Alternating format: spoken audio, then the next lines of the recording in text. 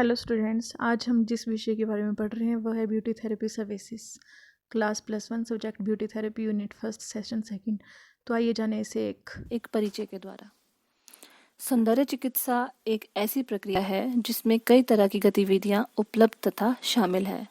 इस प्रक्रिया में सिर से लेकर पैरों तक का उपचार शामिल है और इस प्रक्रिया को स्टेप बाय स्टेप किया जाता है। एक सहायक सौंदर्य चिकित्सक विभिन्न सौंदर्य सेवाएं जैसे कि manicure, pedicure, waxing, threading, bleaching, face cleanup, makeup, hairdo यानी हेयर स्टाइल और मेहंदी अनुप्रयोगों का प्रदर्शन करती है। प्रत्येक सेवा के लिए उत्पादों के ज्ञान के माध्यम से उपकरण और उपकरण का उपयोग करने की आवश्यकता होती है। इस बात का भी ध्यान रखा जाना चाहिए कि किसी ग्राहक को किसी उत्पाद से एलर्जी ना हो। इस वीडियो में हम मैनिक्योर, पेडिक्योर, थ्रेडिंग और वैक्सिंग के विषय में पढ़ेंगे और सीखेंगे कि कैसे इन क्रियाओं को किया जाता है। तो आइए सबसे पहले हम जानते हैं मैनिक्योर के विषय में। मैनिक्योर हाथों की देखभाल की क्रिया। यह एक ऐसा उपचार है, इसमें हाथों की देखभाल और सुधार होता है और यह महिला और पुरुष दोनों में ही बहुत ही प्रचलित है। काफ़ी सैलून इस प्रक्रिया के लिए एक अलग ही जगह रखते हैं। यह उपचार हाथों और नाखूनों को साफ तथा सुधार लाने में काफ़ी मदद करता है। यह मृत त्वचा यानी डेड स्किन को निकालकर हाथों को साफ तथा नरम बनाता है। उसके साथ ही मालिश करने के बाद नाखूनों में नेल पॉलिश लगाकर इस उपचार को पूरा किया जाता है। तो आइए जान लेते हैं मैनिक्योर के लिए क्या सामग्री उपयोग में लाई जाती है। मैनिक्योर करने के लिए जिन चीज़ों की आवश्यकता होती है वह इस प्रकार से है: प्लास्टिक टब, टॉवल, प्रोटीन युक्त शैम्पू, नींबू, नमक, मीठा soda, hydrogen peroxide, ammonia, manicure kit, cotton, cold cream और नेल रिमूवर। तो आइए जानते हैं इसकी विधि। एक टब में गुनगुना पानी लें, सहने योग्य गर्म पानी। पानी की मात्रा उतनी ही हो जिसमें हाथ अच्छे से डूब जाए।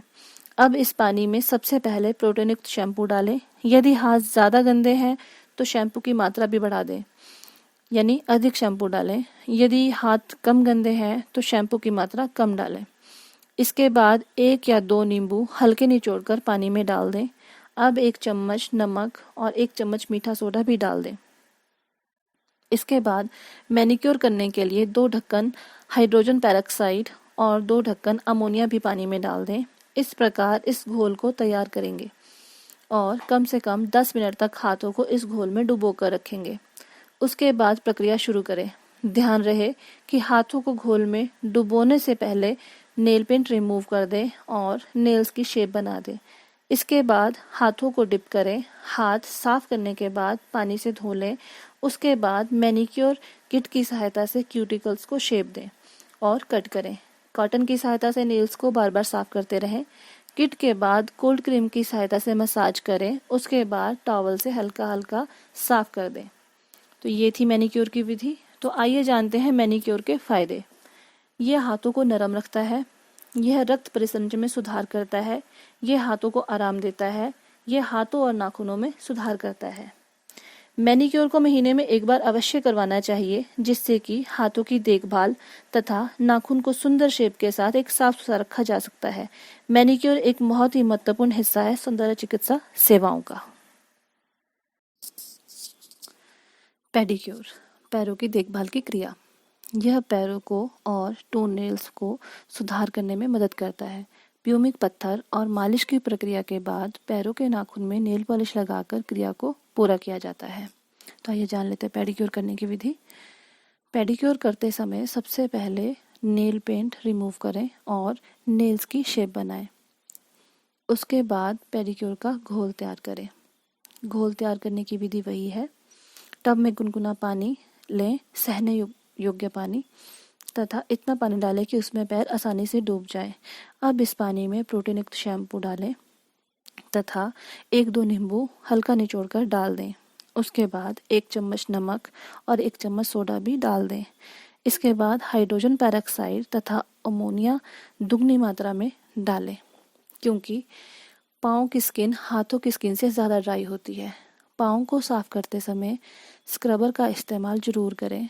बाकी विधि वही है जो मैनीक्योर में थी। वैसे ही पाँव को साफ करें और उसके बाद पेडिक्योर किट का इस्तेमाल करें और डेड स्किन को रिमूव करें और उसके बाद कोल्ड क्रीम से मसाज करें।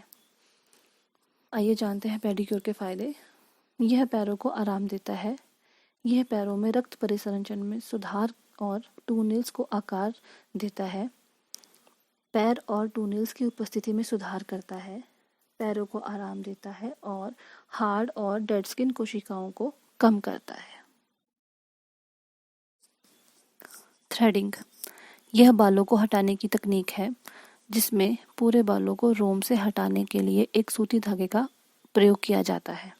वैसे तो बाजार में कई तरह के उपकरण आ गए हैं थ्रेडिंग के लिए, परंतु सूती धागे से थ्रेडिंग करना बहुत ही आसान और हर त्वचा के लिए सहायक है, बिना किसी रसायन के उपयोग के द्वारा।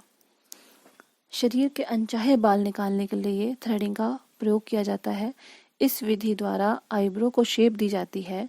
हमें आईब्रो की शेप चेहरे के आकार को देखकर बनानी चाहिए। जैसे अगर चेहरा गोल हो तो आईब्रो की शेप को गोल बनाएं, अगर चेहरा लंबाई में है तो सीधी बनाएं, और अगर यदि चेहरा अंडा आकार का है तो सीधी व कर्व वाली बनाएं।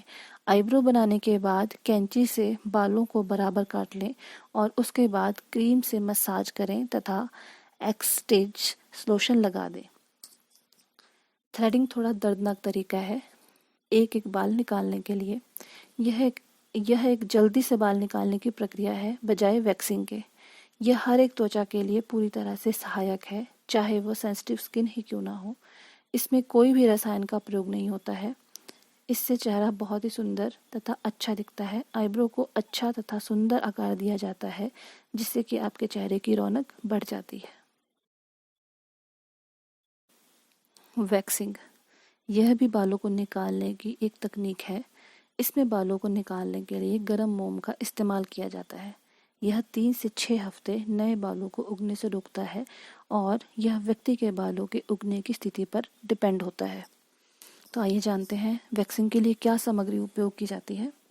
वैक्सिंग करने के लिए जिन चीज़ों की आवश्यकता होती है वह इस प्रकार से है: talcum, cotton, cold cream, cotton strip, सूती कपड़े की पट्टियाँ, कोल्ड या हॉट वैक्स और वैक्स नाइफ। तो आइए जानते हैं वैक्सिंग की विधि। वैक्स बाल निकालने की वह विधि है जिसमें चीनी, पानी व नींबू के रस और ग्लिसरीन का एक मिश्रण होता है। इस विधि से थोड़ा दर्द तो होता है, लेकिन बाल जड़ से निकल जाते हैं और दोबारा देर से निकलते हैं। वैक्स करने से पहले रुई के फाहे में एक्सेस लोशन लगाएं और जहां से बाल निकालने हो वह एक एक्सेस से स्किन को साफ करें और अब टेल्कम लगाएं। उसके पश्चात यदि हॉट वैक्स यूज़ कर रहे हैं तो वैक्स को इतना गर्म करें कि वह त्वचा में आसानी से लगाई जा सके। वैक्स नाइफ की सहायता से बालों की ओर में वैक्स की पतली लेयर लगाएं और उसके बाद कॉटन स्ट्रिप को वैक्स पर अच्छे से चिपकाएं। अब स्ट्रिप को अच्छे से प्रेस करें और एक ही झटके से स्ट्रिप को खींच दें। ध्यान रहे कि आपके बालों की ग्रोथ की डायरेक्शन में वैक्स की पतली लेयर लगाई है तो स्ट्रिप को अच्छी तरह उसकी विपरीत दिशा में खींचेंगे। लगातार वैक्सिंग करवाने से बालों की जड़ें कमज़ोर हो जाती हैं, जिसके परिणाम स्वरूप बालों की ग्रोथ कम हो जाती है। वैक्सिंग खत्म करने के बाद गुनगुने पानी से स्किन को साफ करें और फिर टॉवल से हल्का हल्का थपथपाकर सुखाएं तथा कोल्ड क्रीम से मसाज करें। जब अंडर आर्म्स की वैक्सिंग कर रहे हों तो टेल्कम को अच्छी तरह से लगा लें ताकि बालों में पसीना न रहे। यदि अंडर आर्म्स में बाल अधिक हों तो पतले कैंची की सहायता से कटिंग करें। अब ऊपर के बालों को ऊपर की तरफ और नीचे के बालों को नीचे की तरफ वैक्स स्ट्रिप लगाएं और झटके से खींच दें। स्ट्रिप खींचते समय विशेष ध्यान रखें कि स्किन को अच्छे से टाइट करके रखें, वरना ब्लड निकल जाएगा। तो आइए जानते हैं क्या सावधानियां हमें बरतनी चाहिए वैक्सिंग के दौरान। वैक्स को कभी चेहरे पर इस्तेमाल ना करें क्योंकि इससे त्वचा लटक जाती है। फेस के लिए कटोरी वैक्स होती है या फिर ब्लीच करें। ध्यान रहे यदि वैक्स करने के बाद त्वचा अधिक लाल हो जाए तो मसाज ज़्यादा करें या बर्फ़ हो तो बर्फ़ लगाएं। वैक्सिंग भी 2 तरह की होती है: strip waxing, stripless waxing. Strip waxing, इस प्रक्रिया में गर्म मोम को त्वचा पर लगाया जाता है तथा किसी कपड़े या डिस्पोजेबल पेपर स्ट्रिप के इस्तेमाल से झटके से खींचकर बालों को निकाला जाता है। स्ट्रिपलेस वैक्सिंग, इस प्रक्रिया में त्वचा पर मोम की मोटी परत लगाई जाती है तथा बिना कपड़े या पेपर के उसे ऐसे ही थोड़ा ठंडा होने के बाद खींचकर निकाला जाता है। ब्लीचिंग, ब्लीच एक ऐसा ब्लीचिंग एजेंट को आवेदन को संवर्धित करता है जिससे कि यह त्वचा के टोन को हल्का करने में मदद करता है। ब्लीचिंग चेहरे की त्वचा के रंग को हल्का करने के लिए की जाती है। त्वचा की किसी भी तरह की प्रतिक्रिया से बचने के लिए पूरे चेहरे पर ब्लीच लगाने से पहले त्वचा का परीक्षण करना चाहिए। यह एक ऐसा केमिकल होता है जिसका गलत इस्तेमाल करने से चेहरा जल भी सकता है, इसीलिए इसका इस्तेमाल ध्यान से करें और अगर पहली बार इसका इस्तेमाल कर रहे हों तो पहले इसे कान के पीछे या कोहनी के नीचे टेस्ट कर लेना चाहिए। यदि जलन बहुत हो रही हो तो इसका इस्तेमाल बिल्कुल ना करें, या एलर्जी हो जाए तो भी इसे ना लगाएं, क्योंकि अगर चेहरा जल जाए तो आसानी से ठीक नहीं होता। ब्लीच के प्रकार, ब्लीच 2 प्रकार की होती है, क्रीम ब्लीच, पाउडर ब्लीच। तो आइए पहले हम क्रीम ब्लीच के बारे में समझ लेते हैं। क्रीम ब्लीच का काम भी चेहरे के अनचाहे बालों को स्किन कलर देना होता है। क्रीम ब्लीच केवल चेहरे पर लगाने के लिए होती है। क्रीम ब्लीच करते समय पहले चेहरे की क्लीनिंग करें, उसके पश्चात चेहरे के अनुसार क्रीम लें, उस क्रीम में एक्टिवेटर डालें और मिलाएं तथा चेहरे पर लगाएं। क्रीम ब्लीच को भी कम से कम 10 से 15 मिनट और अधिक से अधिक 30 मिनट तक रख सकते हैं। उसके बाद स्पंज और सादे पानी से साफ करें। उसके बाद थोड़ी सी कोल्ड क्रीम लेकर मेन मसाज करें। इसमें ध्यान देने योग्य आवश्यक बातें हैं। ब्लीच करते समय कुछ बातों का अवश्य ध्यान रखें। यदि त्वचा कटी फटी हो तो ब्लीच ना करें। यदि त्वचा पर पस वाले दाने हो तो ब्लीच ना करें। यदि सनबर्न हो तो ब्लीच ना करें। क्रीम ब्लीच में एक्टिवेटर डालते समय मान लीजिए आपसे एक्टिवेटर ज़्यादा मात्रा में पड़ गया हो और आपने वैसे ही चेहरे पर लगा दिया हो और चेहरा लाल हो गया हो या वाइट हो गया हो या फिर रैशेस पड़ गए हों तो पहले आइसिंग करें। आइसिंग क्यूब को चेहरे पर लगाएं। यदि ज़्यादा जल गया हो तो उसे आइस क्यूब से ही मलते रहें। साथ ही कस्टमर से कहें कि 2-3 दिन आइस क्यूब मलते रहें और क्रीम का उपयोग ना करें। किंतु यदि अधिक ना जला हो तो पहले आइस क्यूब मलें, उसके बाद हल्के हाथों से मसाज करें। ऐसा करने से हल्का जला हुआ चेहरा ठीक हो जाएगा। फिर भी अगर कस्टमर कहे कि मुझे जलन हो रही है तो कहें कि यह ठीक हो जाएगा, आप 2-4 बार आइसिंग जरूर करें। तो ये थी हमारी क्रीम ब्लीच। तो अब जान लेते हैं पाउडर ब्लीच के बारे में। पाउडर ब्लीच बाजू में, गले में, हाथों, पैरों तथा गले के पिछले भाग में की जाती है। पाउडर ब्लीच से त्वचा साफ हो जाती है और बाल त्वचा के रंग की तरह हो जाते हैं, यानी बालों का रंग स्किन के रंग की तरह हो जाता है। इसमें आवश्यक सामग्री की इस्तेमाल होती है।